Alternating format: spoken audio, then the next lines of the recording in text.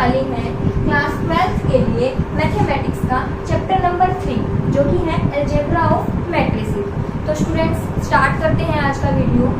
सबसे पहले क्या होगा कि भाई मैट्रिक्स होता क्या है, ये मैट्रिसेस होता क्या है, इसी चीज को क्लैरिफाई करेंगे पहले। तो क्या होगा कि जो मैट्रिसेस है वो एक अलजेब्रा का एक पार्ट है, यानी कि जो अलजेब्रा होता है उसका एक पार्ट है। और लिखते क्या है भाई मैट्रिक्स। तो मैट्रिसेस क्या है, मैट्रिक्स का प्लूरल है, ठीक है, ये होता है मैट्रिक्स। अब बात करते हैं कि मैट्रिक्स होता क्या है, भाई बोलते किसे हैं। तो मैट्रिक्स होता है एक रेक्टेंगुलर एरे, एरे मतलब अरेंजमेंट। ये एक रेक्टेंगुलर अरेंजमेंट होता है जहाँ पर इस तरह से रो और कॉलम होती हैं, तो उसे हम मैट्रिक्स बोलते हैं, जो कि अरेंज किए गए होते हैं एक रेक्टेंगुलर ऑर्डर में, अरेंजमेंट में। ओके स्टूडेंट्स, तो यहाँ से हमें मैट्रिक्स का पता चला। क्या होता है मैट्रिक्स कि नंबर ऑफ फंक्शंस की होती है, number of functions, number of functions का जो रेक्टेंगुलर एरे होता है, जो नंबर ऑफ फंक्शंस होते हैं उनका एक रेक्टेंगुलर एरे होता है। एरे मतलब अरेंजमेंट, एरे होता है, वो होता है मैट्रिक्स। ठीक है, किस तरह से, मान लो हमें कोई नंबर दिया हुआ है 3, 4, 5, 6, 7, 8, 9, 1, 2, इस तरह से। ठीक है, तो ये क्या हो गया, एक रेक्टेंगुलर एरे हो गया, अरेंजमेंट हो गया, जहाँ पर ये क्या है एलिमेंट से दिए हुए हैं, कुछ फंक्शंस दिए हुए हैं, कुछ नंबर्स दिए हुए हैं। इस तरह से अगर हमें दिया हुआ हो कोई फंक्शंस के रूप में दिया हुआ हो, मीन्स थीटा दिया हुआ हो, कोस थीटा, साइन थीटा या फिर सीकेंट थीटा, इस तरह से, या तो कोई नंबर दिया हुआ हो रेक्टेंगुलर अरेंजमेंट में या फिर कोई फंक्शन दिया हुआ हो, तो उसे बोलेंगे हम मैट्रिक्स। तो आई होप आपको ये मैट्रिक्स समझ में आ गई हो कि मैट्रिक्स क्या होता है। उसके बाद आगे चलते हैं कि मैट्रिक्स में होता क्या क्या है। तो ये तो हमें पता लग गया कि एक रेक्टेंगुलर अरेंजमेंट होती है जिसमें नंबर ऑफ फंक्शंस होते हैं, उसे हम मैट्रिक्स बोलते हैं। अब मैट्रिक्स में क्या होती है, मैट्रिक्स में दो चीजें होती हैं, एक होती है रो और दूसरा होता है कॉलम। कॉलम, तो स्टूडेंट्स रो और कॉलम, रो और कॉलम से हम क्या समझते हैं कि जो हॉरिजॉन्टल लाइन होती हैं उन्हें हम बोलते हैं रो, जिसको हम डिनोट किससे करते हैं, आर से। किससे डिनोट करते हैं, आर से। कि जो हॉरिजॉन्टल जो लाइन होती हैं उनको बोलते हैं रो, जिसको डिनोट करते हैं आर से। अब मान लो यहाँ पर गिव हुए 3, 4, 5, 1, 2, 2, 1, 3, 4, इस तरह से। तो जो हॉरिजॉन्टल लाइन है मीन्स ये है, इन्हें हम क्या बोलेंगे, रो, यानी कि फर्स्ट रो, यहाँ पर ये हो जाएगी सेकंड रो और यहाँ पर ये हो जाएगी थर्ड रो। यहाँ पर ये पूरी जहाँ तक भी जाए तो ये first row, second row and third row, ये होती है हमारी रो। ठीक है, जो भी हॉरिजॉन्टल जो लाइन होंगी उनको बोलेंगे रो। उसके बाद बात करते हैं कि कॉलम क्या होता है। तो कॉलम क्या होगा, जो कि वर्टिकल लाइन होंगी, यानी कि ऊपर से इस तरह से आ रही होगी, जो वर्टिकल लाइन होंगी उन्हें हम बोलेंगे कॉलम, जिसको डिनोट करेंगे हम सी से। मीन्स अगर दिया हुआ है 4, 1, 3, 5, 1, 2, इस तरह से, तो ये वर्टिकल जो लाइंस हैं इन्हें हम बोलेंगे कॉलम, यानी कि फर्स्ट कॉलम और ये हो जाएगा सेकंड कॉलम। ओके स्टूडेंट्स, इस तरह से हमारी होती है रो और कॉलम।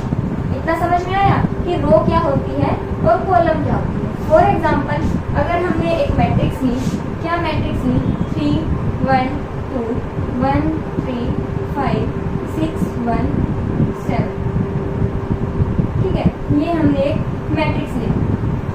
तो इसमें हम, अगर हमसे ये पूछा जाए कि भाई ये जो मैट्रिक्स है, अब इसमें रो कितनी है और इसमें कॉलम कितने हैं, तो कैसे पता लगेगा हमें रो कितनी है।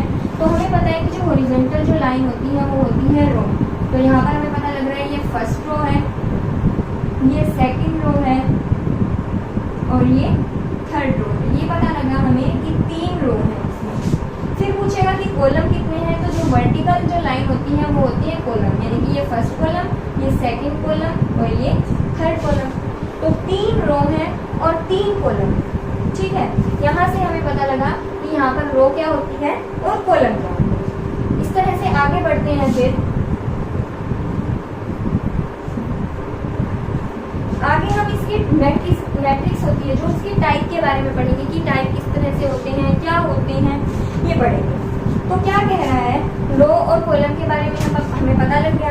अब हम पढ़ते हैं कि भाई एलिमेंट्स ऑफ अ मैट्रिक्स क्या होते हैं, इसके बारे में पढ़ेंगे।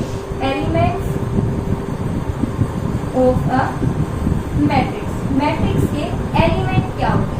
तो जो मैट्रिक्स के एलिमेंट होते हैं वो m/n ऑर्डर के होते हैं। m/n का मतलब क्या है, m×n का मतलब क्या है कि जो m है वो यहाँ पर रो को डिनोट कर रहा है और जो n है वो यहाँ पर कॉलम को डिनोट कर रहा है। ठीक है, अगर मान लो कोई भी जो मैट्रिक्स है वो किसी भी ऑर्डर की होती है तो वो हमेशा m/n ऑर्डर की होती है। और उसे कैसे लिखा जाता है, कोई भी मैट्रिक्स होगी उसके राइट हैंड साइड के बॉटम में लिखा जाएगा कि ये इसका ऑर्डर है m/n, यानी कि इस मैट्रिक्स में m रोज है और n कॉलम्स है। इतना समझ में आया। उसके बाद कह रहा है कि एलिमेंट्स ऑफ ए मैट्रिक्स होता क्या है। तो क्या कह रहा है, ईच ऑफ द m और n numbers m×n matrix is called an element और एन एंट्री। उसको एलिमेंट भी बोल सकते हैं और उसको एंट्री भी बोल सकते हैं। फॉर एग्जाम्पल अगर हमने लिखा यहाँ पे 3 4 5 1 2 3 1 3 4 इस तरह से 1 3 4 इस तरह से लिख दिया, तो हमने पूछा, उसने पूछा कि भाई इसके एलिमेंट क्या है और एंट्री क्या है। तो एलिमेंट यानी m/n ऑर्डर की जो मैट्रिक्स होती है उसके अंदर जितने भी जो नंबर्स होते हैं वो सभी एंट्रीज होती हैं या फिर एलिमेंट्स होते हैं। मीन्स ये 3 भी इसका एलिमेंट है, 4 भी एलिमेंट है, 5 भी, 2 ये सभी इसके एलिमेंट्स हैं। समझ में आया कि एलिमेंट्स क्या होते हैं, यानी कि इस मैट्रिक्स के अंदर जितनी भी जो एंट्रीज होती हैं वो सारे एलिमेंट्स होते हैं। उसके बाद फिर कह रहा है नोटेशन ऑफ ए मैट्रिक्स, कि मैट्रिक्स की नोटेशन क्या होती है। कोई भी जो मैट्रिक्स होती है वो हमें A_I_J के रूप में मिलती है, A_I_J के रूप में मिलती है और उसके बाद उसका ऑर्डर होता है। ठीक है, अब यहाँ पर I_J क्या है, I दिखा रहा है फर्स्ट रो, यानी कि रो के बारे में बताता है कि कौन सी रो है, और J हमें कॉलम के बारे में बताता है। मीन्स अगर हम I रो के बारे में बता रहा है, अगर हमें फर्स्ट रो चाहिए, J कॉलम के बारे में बता रहा है और फर्स्ट कॉलम चाहिए, तो बन गया A11। A11 का मतलब क्या है, 1 रो के बारे में बता रहा है यानी कि फर्स्ट रो। समझे इस चीज को कि फर्स्ट रो, और ये 1 किसको दिखा रहा है, कॉलम को, first column, first row first column, ये एलिमेंट पकड़ा तो ये क्या बना, A first row first column, element क्या हुआ 3। अगर इस तरह से हमसे पूछा जाए कि भाई second row A second row first column, ठीक है, यानी कि कह रहा है कि A21 का एलिमेंट कौन सा है, तो 2 से हमें क्या पता लगेगा कि second row first column, second row first column, यहाँ पर आके रुके तो A21 का एलिमेंट क्या होगा 3 होगा। इसी तरह से अगर हमसे पूछा जाए कि भाई A33 क्या बनेगा, 3 का मतलब ये I है जो ये रो है, ये 3 है जो ये कॉलम है, तो थर्ड रो और थर्ड कॉलम यहाँ पर आकर रुका तो ये क्या है, A33 का जो एलिमेंट है वो 4 है। तो स्टूडेंट्स यहाँ से निकलते हैं हमारे एलिमेंट्स। अगर कभी भी पूछा जाए कि ये हमारी एक मैट्रिक्स दी हुई है, इस ऑर्डर की है, m/n ऑर्डर की है, अगर यहीं से हमें पता लगता है m/n ऑर्डर, यानी m कितनी होती है, रोज होती हैं, और n क्या होता है, कॉलम्स होती हैं। तो कितनी रोज है, 1 2 3, 3 रोज हैं, एंड कॉलम कितने हैं, 1 2 3 कॉलम्स हैं। अगर हमसे पूछा जाए कि इस 3/3 जो मैट्रिक्स है इसमें एलिमेंट्स कितने हैं टोटल, तो यहाँ से गिनने की बजाय हमें यहीं से पता लग जाएगा कि 9 एलिमेंट्स हैं। गिन के देख लो, 1 2 3 4 5 6 7 8 9 एलिमेंट्स हैं। और अगर एलिमेंट्स का नाम पूछा जाए, मान लो मैंने पूछा A23 के बारे में हमें बताना है, A23 के बारे में बताना है, 2 से हमें पता लगा रो और 3 से हमें पता लगा कॉलम, तो इसका मतलब सेकंड रो और थर्ड कॉलम, यहाँ पर आकर रुका तो ये 2 बन गया, 2 3 एलिमेंट। समझ में आया इतना। उसके बाद आगे करते हैं order of A matrix. Order of A matrix हल्का सा मैंने यहाँ पर बताया है आपको, अब मैं अच्छे से बताऊंगी ऑर्डर ऑफ ए मैट्रिक्स क्या होता है। तो ऑर्डर ऑफ ए मैट्रिक्स में क्या करना है, हमें किसी भी मैट्रिक्स का ऑर्डर पता करना होगा। किस तरह से पता लगेगा, अगर मान लो कोई भी एक मैट्रिक्स है AIJ नाम की कोई मैट्रिक्स है, ऑर्डर है m बाई n। इस ऑर्डर से हमें क्या पता लगा कि m यहाँ पर रोज है और n यहाँ पर कॉलम है। ठीक है, यहाँ पर ये m क्या हो सकता है, 2 भी हो सकता है, 3 भी हो सकता है, 1 भी हो सकता है, यहाँ पर m तक कुछ भी हो सकता है। ठीक है, और ये जो n है ये भी यहाँ पर 1 2 3 और कहाँ तक जाएगा, n तक जाएगा। यानी कि कोई भी ऑर्डर हो सकता है, 2 into 3, 4 into 4 या 5 into 3, 2 into 4, कुछ भी ऑर्डर बन सकता है। पता कैसे लगेगा कि वो कौन से ऑर्डर की है, तो 2/3 है जो, अगर हमें पता लगाना कि उसमें एलिमेंट कितने हैं तो 2/3 हो जाएगा 6। इसमें 16 एलिमेंट्स होंगे, इसमें 15 होंगे और इसमें 8 एलिमेंट्स होंगे। ऑर्डर ऑफ ए मैट्रिक्स इस तरह से पता लगेगा, कोई भी जब मैट्रिक्स होगी वो उसी ऑर्डर की होगी, m बाई n ऑर्डर की होगी, वो हमें पता लग जाएगा, हमें ऑर्डर दिया हुआ होगा इस तरह से। उसके बाद फिर हम बात करते हैं diagonal element of A matrix. Diagonal element क्या होते हैं, इस तरह से डायगोनल एलिमेंट, डायगोनल बनी हुई होगी उसमें। तो मैट्रिक्स के डायगोनल एलिमेंट्स कौन से होते हैं इसके बारे में पढ़ेंगे। तो कौन से होते हैं डायगोनल एलिमेंट्स, मीन्स कोई एक मैट्रिक्स दी हुई है हमें, उसमें लिखा हुआ है 4 5 6 1 2 3 4 3 7 इस तरह से। ठीक है, तो जो डायगोनल एलिमेंट होंगे वो डायगोनल एलिमेंट से हमें क्या पता लगेगा कि उस डायगोनल एलिमेंट में क्या होगा, अगर a दिया हुआ है तो i और j हमेशा इक्वल रहेंगे। मीन्स अगर फर्स्ट रो है तो फर्स्ट ही कॉलम होगा। ठीक है, यूं नहीं कर सकते कि फर्स्ट रो सेकंड कॉलम हमारा डायगोनल एलिमेंट बनेगा, नहीं, अगर फर्स्ट रो है तो फर्स्ट ही कॉलम, अगर सेकंड रो है तो सेकंड ही कॉलम, और अगर थर्ड रो है तो थर्ड कॉलम, ये हमारे बनेंगे डायगोनल एलिमेंट। मीन्स अब यहाँ पर अगर हम a11 निकालें तो क्या बनेगा, a11 first row first column 4 आ गया, 2 2 यानी कि सेकंड रो और सेकंड कॉलम, तो सेकंड रो और सेकंड कॉलम, ये सेकंड कॉलम है 2 हो गया। इस तरह से third row third column, third row और थर्ड कॉलम, तो यह क्या बना 7। ये हो गए हमारे डायगोनल एलिमेंट्स, 4 6 2 और ये 7, ये हमारे हो गए डायगोनल एलिमेंट्स। इसे हम क्या बोलेंगे, ये तो होगी डायगोनल एलिमेंट, इसे हम बोल सकते हैं ये प्रिंसिपल डायगोनल है, ये पूरी क्या है, प्रिंसिपल डायगोनल। ठीक है, इसके बाद अगर ये समझ में आ गया है कि diagonal of A matrix, diagonal matrix कौन सी होती है, जिसके जो डायगोनल एलिमेंट्स होते हैं यानी कि a11 a22 और a33, ये होते हैं डायगोनल एलिमेंट्स। फिर है प्रिंसिपल डायगोनल, तो प्रिंसिपल डायगोनल भी बता दिया मैंने कि जो ये होती है ये पूरी क्या बन जाती है, एक प्रिंसिपल डायगोनल।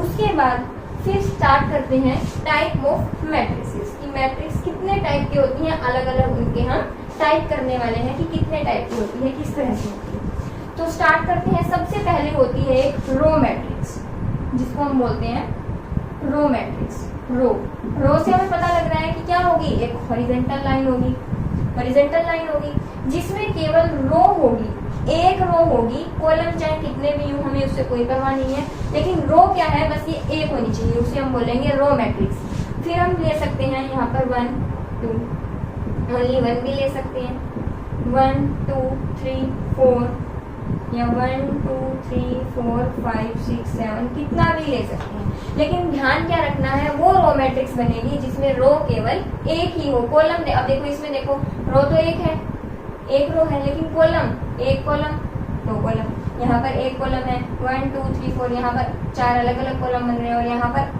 8 अलग अलग कॉलम बन रहे हैं। तो इसे हम बोलेंगे रो मैट्रिक्स, जिसमें रो केवल एक हो और कॉलम्स का हमें कोई फर्क नहीं पड़ता चाहे कितने भी हो, लेकिन रो एक होनी चाहिए, वो होती है रो मैट्रिक्स। ये था फर्स्ट टाइप मैट्रिक्स का।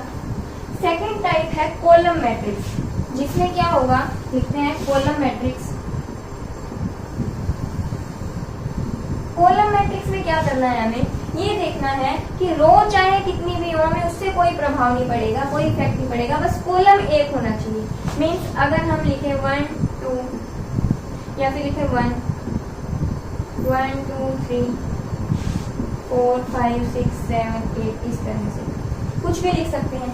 अब यहाँ पर देखो कॉलम एक है, हर जगह कॉलम एक है, एक ही कॉलम बन रहा है, लेकिन जो रो है वो क्या है, फर्स्ट रो सेकंड रो, इधर एक ही रो है, इधर 3 रो बन रही है, इधर first second third fourth fifth. ठीक है, ये होती है कॉलम मैट्रिक्स, क्या होगा, जिसमें कॉलम होगा सिर्फ एक और रो का हमें कोई फर्क नहीं पड़ता चाहे कितनी भी हो। एक कॉलम होगा तो कॉलम मैट्रिक्स और एक रो होगी तो वो होगी रो मैट्रिक्स। ये था रो मैट्रिक्स और कॉलम मैट्रिक्स। अब थर्ड टाइप करते हैं इसका, रेक्टेंगुलर मैट्रिक्स। रेक्टेंगुलर मैट्रिक्स में क्या होगा, कोई भी एक रेक्टेंगुलर टाइप की मैट्रिक्स होगी, rectangular matrix. Rectangular matrix, rectangular matrix यानी कि कोई भी ऑर्डर की होगी, 2/3, 3/4, 1/2 या 2/1, इस तरह से रेक्टेंगुलर मैट्रिक्स।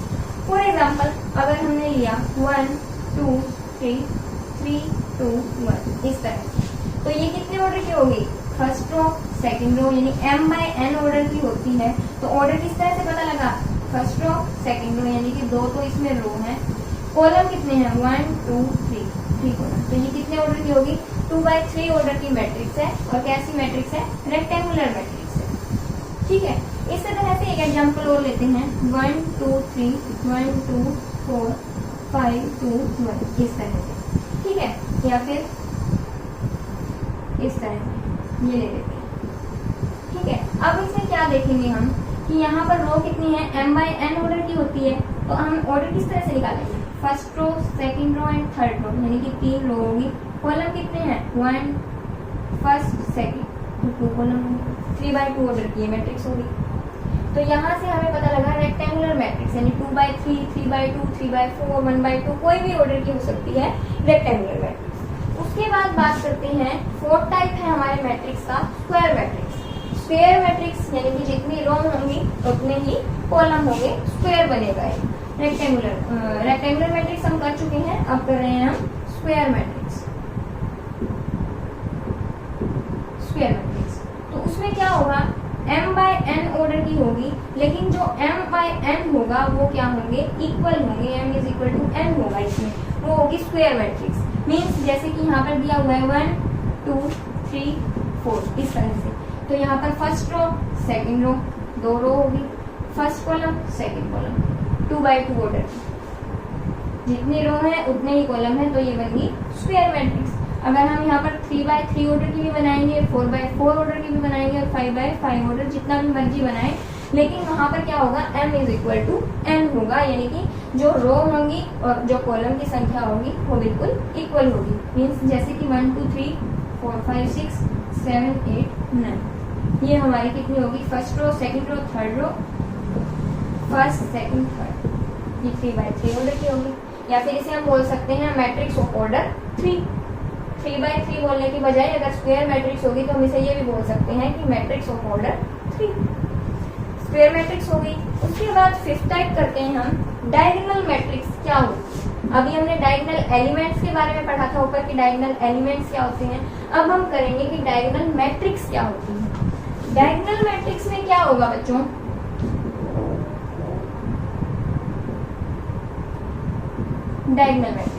डायगोनल मैट्रिक्स में क्या होगा कि जो भी एक मैट्रिक्स होती है, जिस तरह से इस तरह से एक मैट्रिक्स बनी हुई होगी, हमें पता है कि जो डायगोनल एलिमेंट होते हैं वो यहाँ पर होते हैं कि A11 A22 और A33 ये होते हैं हमारे डायगोनल एलिमेंट्स। तो जो डायगोनल मैट्रिक्स होगी उसमें क्या होगा, ओनली डायगोनल एलिमेंट्स ये होंगे, जो नॉन डायगोनल एलिमेंट्स होंगे वो सारे 0 होंगे। मीन्स अगर यहाँ पर दिया है 7 5 4 0, ये बाकी सभी एलिमेंट्स 0, लेकिन जो डायगोनल एलिमेंट्स हैं वो दिए हुए होंगे तो उसे हम बोलेंगे डायगोनल मैट्रिक्स। बाकी सभी जो नॉन डायगोनल एलिमेंट्स होंगे वो सारे 0 और जो डायगोनल एलिमेंट्स होंगे वो होंगे केवल, तो उसे हम बोलेंगे डायगोनल मैट्रिक्स। उसके बाद फिर है एक स्केलर मैट्रिक्स। अब ये तीनों एक दूसरे से संबंध रखते हैं। स्केलर मैट्रिक्स में क्या होगा, डायगोनल मैट्रिक्स की तरह ही है, जैसे स्केलर मैट्रिक्स है वैसे ही जो डायगोनल मैट्रिक्स है उसमें हमने जो डायगोनल एलिमेंट्स हैं वो लिए हैं और जो नॉन डायगोनल एलिमेंट्स हैं वो सारे 0 हैं। इस तरह से ही इसमें है, जो नॉन डायगोनल एलिमेंट्स हैं वो सारे 0 हैं और जो स्केलर मैट्रिक्स है, जो डायगोनल एलिमेंट्स होते हैं वो केवल एक ही स्केलर होगा, कोई भी स्केलर k मान लो। मीन्स अगर हमने यहाँ पर 3 लिया तो ये सारे 3 होंगे। इस तरह से ये होगी स्केलर मैट्रिक्स। कैसे पता लगा हमें कि अगर ये सारे सेम है डायगोनल जो नॉन डायगोनल एलिमेंट्स हैं वो सारे 0 हैं। तो ये जो प्रिंसिपल डायगोनल बन रही है, जो डायगोनल एलिमेंट्स बन रहे हैं वो सारे क्या है 3 है। इसका मतलब ये स्केलर मैट्रिक्स है। 3 की बजाय हम यहाँ पर 4 भी कर सकते हैं, यानी कि जो एक स्केलर होगा वो सेम रहेगा। ये हमारे क्या हो गया स्केलर मैट्रिक्स। इसकी जगह हम 1 भी कर सकते हैं और इसकी जगह हम 5 कुछ भी कर सकते हैं, यानी कि वो स्केलर एक सेम होना चाहिए, कोई भी k होना चाहिए, ठीक है। और जो डायगोनल मैट्रिक्स है उसमें क्या होगा, बाकी सब सेम है, नॉन डायगोनल एलिमेंट 0 होंगे, लेकिन वो डायगोनल एलिमेंट्स होंगे और उसमें वो जो डायगोनल एलिमेंट्स होंगे वो सारे सेम होंगे। ये होती है स्केलर मैट्रिक्स। इसी तरह से थर्ड है इसमें unit matrix. Unit matrix, unit matrix या फिर इसको हम आइडेंटिटी मैट्रिक्स भी बोल सकते हैं। आइडेंटिटी मैट्रिक्स, यूनिट मैट्रिक्स या फिर आइडेंटिटी मैट्रिक्स, वो भी बिल्कुल डायगोनल मैट्रिक्स की तरह ही है। इस तरह से, इस तरह से, लेकिन डायगोनल में क्या थे, जो डायगोनल एलिमेंट्स थे वो अलग अलग थे। स्केलर में क्या थे, जो भी एक एलिमेंट था वो बिल्कुल वही चल रहा था, यानी कि सेम चल रहा था। अब यूनिट मैट्रिक्स में क्या होगा, जो कि डायगोनल एलिमेंट्स होंगे, यानी कि जो प्रिंसिपल डायगोनल होगा वो केवल 1 ही रहेगा, यूनिट रहेगा, यानी कि 1 रहेगा, आइडेंटिटी रहेगा 1, और इसे हम डिनोट करते हैं आई से। आइडेंटिटी मैट्रिक्स को हम आई से डिनोट करते हैं। तो इसमें क्या हो गया, अब यहाँ पर जैसे कि अब ये स्क्वायर मैट्रिक्स तो होगी, जो भी डायगोनल एलिमेंट्स होंगे, जो डायगोनल मैट्रिक्स बनेगी, जो स्केलर मैट्रिक्स बनेगी और जो यूनिट मैट्रिक्स बनेगी, वो हमें पता है कि स्क्वायर तो होगी होगी, तभी तो ये डायगोनल बनेंगे ना इसके। तो हम इसे लिख सकते हैं कि ये भी जो मैट्रिक्स है ऑर्डर n की है। भाई 3/3 लिखने की बजाय ऑर्डर 3 की है, इस तरह से लिख सकते हैं। उसके बाद अगर यूनिट मैट्रिक्स, डायगोनल मैट्रिक्स और स्केलर मैट्रिक्स क्लियर हो गया है, तो फिर हम आगे बढ़ते हैं ट्रायंगुलर मैट्रिक्स। ट्रायंगुलर मैट्रिक्स में क्या होगा, 2 तरह की होती है, एक अपर ट्रायंगुलर मैट्रिक्स और एक लोअर ट्रायंगुलर मैट्रिक्स। उसमें क्या होगा, करते हैं ट्रायंगुलर मैट्रिक्स।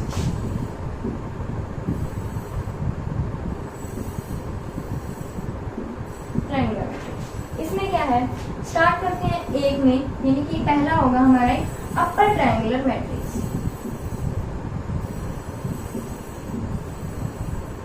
अपर ट्रायंगुलर में क्या होगा कि कोई भी स्क्वायर मैट्रिक्स होगी, उसमें जो प्रिंसिपल डायगोनल होगा ना, उसके ऊपर सारा एक ट्रायंगुलर बनेगा और बाकी सारे क्या होंगे 0। समझ रहे हो, अपर ट्रायंगुलर मैट्रिक्स यानी कि जो ऊपर का पार्ट होगा वहां पर एक ट्रायंगुलर बनेगा और नीचे के सारे 0 होंगे। मीन्स जहां पर ये है 4 5 6 7 8 9, इस तरह से जो ये अपर ट्रायंगुलर है, ये ऊपर वाला एक ट्रायंगुलर बनेगा और जो नीचे है वो सारे 0 रहेंगे। इसे बोलेंगे हम अपर ट्रायंगुलर मैट्रिक्स। इसी तरह से बी पार्ट में बोल रहा है लोअर ट्रायंगुलर मैट्रिक्स। अब पता लग गया होगा कि लोअर ट्रायंगुलर में क्या बनेगा कि जो प्रिंसिपल डायगोनल है, यानी कि जो प्रिंसिपल डायगोनल है, नीचे के एलिमेंट कुछ ना कुछ हमें मिलेंगे,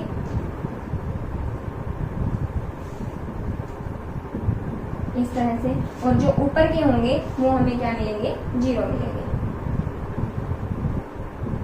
इस तरह से। ये जो प्रिंसिपल डायगोनल है, इसके नीचे का जो पार्ट है वो हमें मिलेगा और जो लोअर ट्रायंगुलर बनेगी उसमें जो ऊपर का पार्ट होगा उसमें सारे 0 मिलेंगे। ये थे इसके टाइप ट्रायंगुलर मैट्रिक्स के, अपर ट्रायंगुलर और लोअर ट्रायंगुलर। उसके बाद है कंपेरेबल मैट्रिसेस।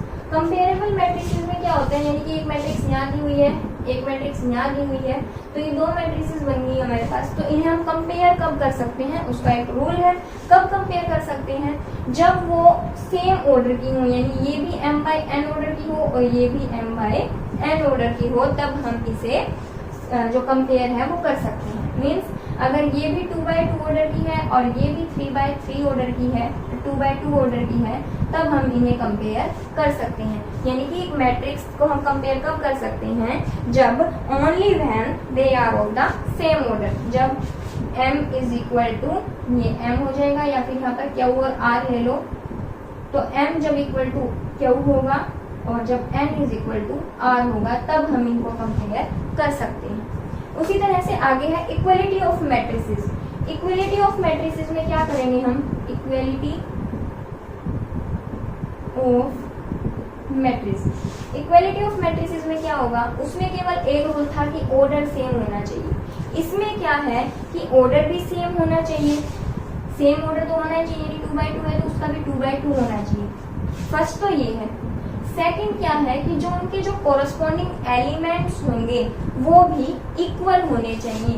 मीन्स अगर यहाँ पर 3 4 A इस तरह से और यहाँ पर दिया हुआ हो 3 B और 5 4 इस तरह से, ठीक है।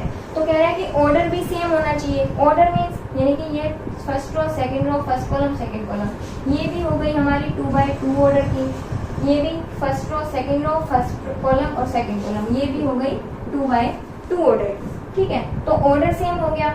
जो फर्स्ट कंडीशन थी वो हमने पार कर ली है। सेकंड कंडीशन क्या कह रहा है, जो कॉरस्पॉन्डिंग एलिमेंट्स होंगे वो भी इसके इक्वल होने चाहिए। मीन्स अगर A11 यहाँ पर 3 है तो यहाँ पर भी A11 3 होना चाहिए। अब ये इक्वल हो रहे हैं। इस तरह से यहाँ पर 5 है तो यहाँ पर B की वैल्यू हम निकाल सकते हैं। B इज इक्वल टू 5 आ गया, A इज इक्वल टू 5 आ गया। अब यहाँ पर 4 है तो यहाँ पर A22 भी A22 के इक्वल होना चाहिए, यानी कि कॉरस्पॉन्डिंग एलिमेंट्स के इक्वल होने चाहिए, तब हम इसको बोल सकते हैं इक्वलिटी ऑफ मैट्रिसेस। तो ये था जो एक्सरसाइज आपकी 3.1 है, इसका बिल्कुल निचोड़, यानी कि इससे बाहर कुछ भी नहीं है कि यहाँ पर से ये क्या आ गया, बिल्कुल एक एक चीज आपकी क्लियर हो गई है।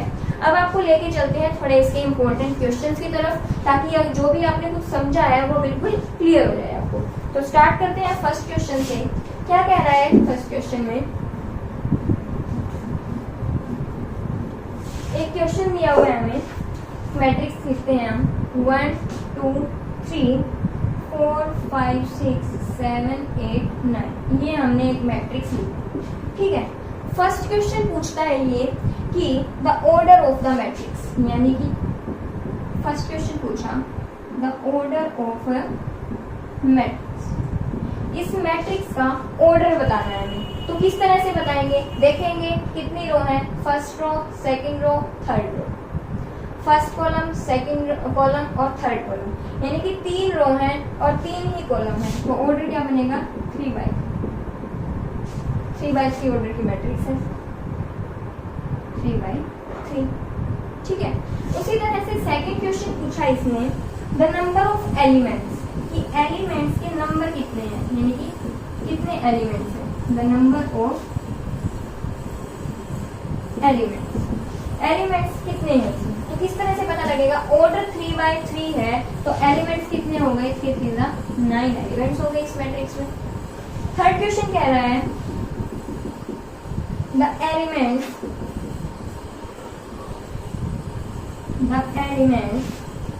A13 A21 A23 A33 क्या होंगे, ये पूछ रहा है। तो किस तरह से निकालेंगे, सबसे पहले हमसे पूछा A13 यानी I रो है और J कॉलम है, तो क्या कह रहा है 13 यानी कि first row third column, first row third column, ये हो गया, क्या बना फर्स्ट रो थर्ड कॉलम 3, तो A13 जो क्या है वो आ गया हमारा 3। इस तरह से उसने पूछा A21 का मतलब second row first column, second row first column, क्या बना 4। इसी तरह से पूछा A23 का मतलब second row third column, second row third column, क्या बना 6। इसी तरह से A33 पूछा तो थर्ड रो और थर्ड कॉलम बन गया 9। समझ में आया इतना। उसके बाद कुछ इंपॉर्टेंट एग्जांपल्स और लेते हैं, बढ़ते हैं सेकंड क्वेश्चन की तरफ। आगे क्या कह रहा है कि अगर हमें कोई मैट्रिक्स दी हुई है, ठीक है, बोल रहा है if a matrix has 24 elements, यानी कि एक मैट्रिक्स है उसमें 24 एलिमेंट्स हमें दिए हुए हैं, what are the possible order it can have, यानी कि हम उसके कितने ऑर्डर बना सकते हैं, क्या क्या ऑर्डर उसका बन सकता है। तो हमें ऑर्डर के बारे में पता है कि ऑर्डर हमेशा क्या होता है, m by n टाइप में होता है। इतना हमें पता लग गया कि भाई m by n टाइप में होता है। अब इसने बोला कि 24 एलिमेंट्स हैं, तो हमें फैक्टर पता है, फैक्टर बनाने आते हैं कि m by n is equal to 24 आना चाहिए। तो कर सकते हैं, क्या क्या ऑर्डर बन सकते हैं, 1 by 24, ठीक है, 24/1, ये भी बन सकता है क्योंकि m/n ऑर्डर का है ना। इसी तरह से आगे बढ़ते हुए 2 12 या फिर 12 2, ठीक है। इस तरह से 3 8 और 8/3, 4/6 या फिर 6/4, इस तरह से। उसके बाद कौन सा बनेगा, 7 से बनेगा नहीं बनेगा, 8 से बनेगा, 8 वाला बना लिया हमने, इस तरह से। तो कितने एलिमेंट्स बन गए यहाँ पर, 8 एलिमेंट्स बन गए। यानी कि कितने हम बना सकते हैं इसके ऑर्डर, 8 टाइप से हम इसके ऑर्डर बना सकते हैं। कितने बन सकते हैं इधर से,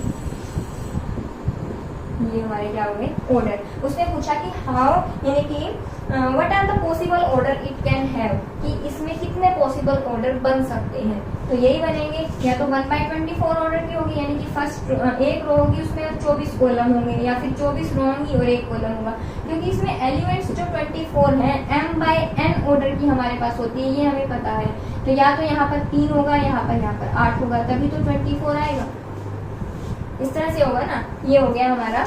अगर यहाँ पर अगर हमसे पूछा जाए कि यहाँ पर हमारे पास 8 एलिमेंट्स हैं, तो उसका क्या पॉसिबल ऑर्डर बनेगा, तो उसका क्या बनेगा, या तो 1/8 होगा, या 8/1 होगा, या फिर 2/4 होगा, या फिर 4/2 होगा, यही बनेंगे। तो इसके पॉसिबल ऑर्डर कितने बन जाएंगे, 4, ठीक है। उसके बाद आगे बढ़ते हैं, एक क्वेश्चन और लेते हैं ताकि अच्छे से समझ में आता जाए आपको और कोई कंफ्यूजन क्रिएट ना हो। थर्ड क्वेश्चन कह रहा है कंस्ट्रक्ट ए 2/3 मैट्रिक्स। अब हमें मैट्रिक्स बनानी है, ठीक है, कंस्ट्रक्ट करना है उसे। कंस्ट्रक्ट अ 2/3 मैट्रिक्स, 2/3 मैट्रिक्स जिसका हमें रूल दिया हुआ है कि Aij क्या होगा, is equal to I minus 2j का होल स्क्वायर डिवाइड बाय 2, इस तरह से, ठीक है। तो कह रहा है कंस्ट्रक्ट अ 2/3 मैट्रिक्स Aij, जो उसका रूल है, इस तरह से हमें कंस्ट्रक्ट करनी है। तो किस तरह से करेंगे, अब हमें ये पता है कि 2/3 मैट्रिक्स की है, तो हम लेट कर लेते हैं कि let A be a required 2/3 matrix so that A is equal to 2/3 बनानी है, तो A 1 1 A 1 2 A 1 3 2/3 का मतलब है 2 रो और 3 कॉलम। तो इस तरह से A 2 1 2 2 ये बन गई हमारी 2/3 की एक मैट्रिक्स बन गई, ठीक है। कंस्ट्रक्ट करनी है, अब हमें इनकी वैल्यू निकालनी है। तो हमें ये क्या दिया हुआ है, एक रूल दिया हुआ है कि इस रूल में पुट करते जाओ और एलिमेंट्स आपको शो होते जाएंगे। किस तरह से शो होंगे, अब Aij का मतलब है ith रो और jth कॉलम, ठीक है, ith रो और jth कॉलम। तो हमें A11 निकालना है, तो I की जगह भी 1 और J की जगह भी 1, 1 माइनस 2 J की जगह 1 रखा, इसका होल स्क्वायर किया डिवाइड बाय 2, फिर किया 1 माइनस 2 का स्क्वायर बाय 2, यानी कि -1 का स्क्वायर क्या हो गया 1/2। तो हमें एक एलिमेंट मिला A11, क्या आया उसका आंसर 1/2। एक एलिमेंट हो गया, यहाँ पर हम लिख सकते हैं 1/2। इस तरह से हम निकालेंगे 1 2, तो I minus 2j 1 minus 2j की जगह पे रखा हमने 2, उसका हमने किया स्क्वायर और डिवाइड बाय 2, तो 1 माइनस 4 माइनस 3 और 3 का स्क्वायर हो जाएगा 9/2। तो यहाँ पर हमारा क्या बन गया 9/2।